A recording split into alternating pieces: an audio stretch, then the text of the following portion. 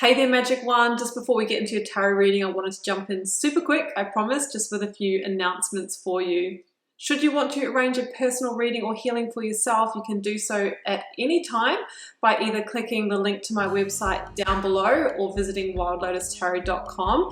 I do have a new little offering which I think is kind of cute. It's actually the most affordable way to get guidance from me, and in that reading I draw you a single tarot card from the beautiful Star Child Tarot and write you a handwritten letter about my interpretation of that card for you, and I post it to your letterbox. You can now show your support by becoming a member of my channel. If you head to my channel page and click the join button, there's a video there where I describe in detail what I'm offering for my two different levels of membership.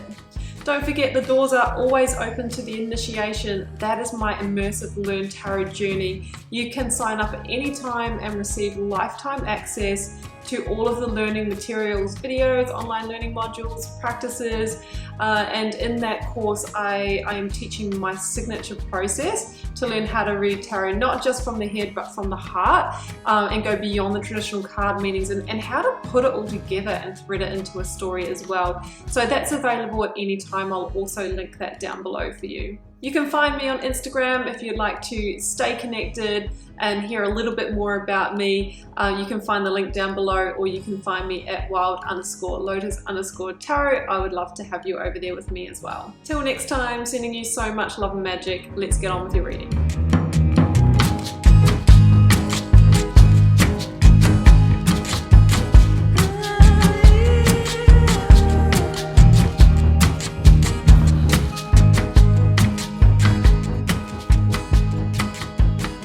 Leo, welcome to your tarot reading for July 25th to the 31st. Let's see what may be on the cards for you. I've got the 9-card block here, Leo. We've got 3 recent past, 3 focus energy, 3 future outcome. I have oracles, a lead tarot energy, and I've turned over the bottom of the deck for you. So, Leo, we've got the Tower here and the Wheel of Fortune, the Chariot. There are big, profound changes here, but with the Wheel of Fortune, we have an element of destiny. We have an element of karma and being aligned to your path and to the next chapter for your life. And sometimes the universe will use powerful means to do that, especially where we have been maybe not paying attention to the signs or our own intuition, because that is one of the key life lessons, is to learn to guide ourselves in that way. So I always say with the Tower, when it comes through, Leo, you know, the universe will only tickle us with a feather for so long before it brings in those Mack trucks to clear the path. Excuse me. So have you been feeling the tickle of the feather? Have you been seeing little signs? Have you been feeling that you need to make a change in a life area that's out of balance? I think you have. Sometimes we don't have forward vision that the Tower is coming, but usually we do. So it feels like there is going to be profound change coming up in one of your life areas. I keep on wanting to say life lessons. It could be that there's a repeated cycle here, and that lesson needs to be learned, and then we can move forward. Now, what life area is it in? Well, I do have double pentacles here. It could be to do with money. It could be to do with work. Or finding the balance in terms of stability and security in that way. I think it's about making good decisions so that you can strategically move towards, happier times, to get victory over this.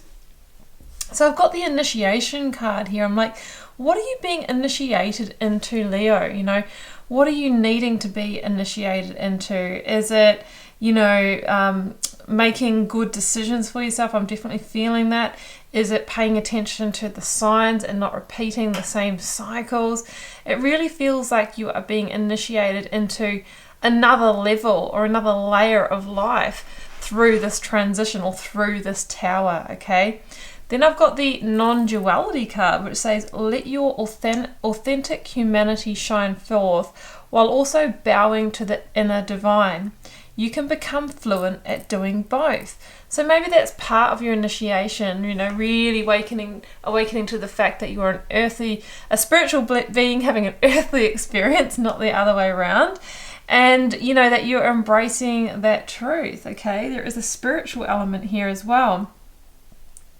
So the Tower, it comes in to shake up a life area in order to bring profound change. And I often say it's when we won't change that area ourselves. Sometimes the universe conspires a set of circumstances or a situation or an event where we have to face it anyway, where it comes to a head. Sometimes the Tower can just be a huge epiphany within us that we need to make change. And it's awakening to the fact that this situation or life area, whether it's a relationship or work or whatever it is for you, the foundation isn't steady. So it's really not if, but when this is going to come down. Maybe you've outgrown it. Maybe it's not working for you anymore. Maybe it's even toxic for you. We've got the Nine of Swords, which is about worry, stress, something causing you a lot of stress. So it feels like the way to get to the joy, the Page of Cups down here, and the victory is to allow that Tower to fall and then move powerfully forward, okay? So I will start with the Nine of Swords. There is some worry here, and the situation is causing you a lot of mental overwhelm. It really feels like it. So I think what this area is, and maybe you've been wanting to make changes but finding it difficult to do that. Well, the circumstances are here right now to have you, move forward from that. Now, the Queen of Swords is here, and she is the energy of truth. For me, she's also the energy of balance, and she's the energy of justice because she links to Libra. So what I'm sensing here is like something's got to give energy, is what I say with justice. There has to be a change, an adjustment, or a modification to bring those karmic scales back into alignment. That's how we transform our lives, and that's how we move closer towards our truth. Now, there could even be something that you contracted into and you feel quite stuck here. The Chariot can talk about leaving behind a comfort zone or a sense of home, something that's become the known.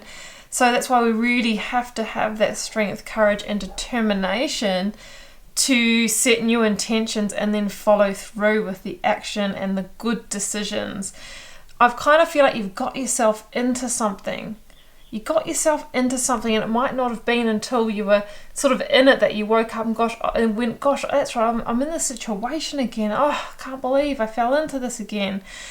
So as the Charioteer, you are really determined to move forward, make a clear decision, and get in that chariot and move towards victory. Like, you have 2 counts of victory here, Leo. So it feels like you can overcome this. Now, the King of Swords at the heart of the reading is an energy, Leo, of taking a big zoom out and step back and seeing the full picture here. You might be wanting to do some journaling around the shadow work in this. Like, what part have you played? How did everything come together to create the situation, right? And that's how we can shine a light on our own behaviors and actions and then make better decisions and choices next time.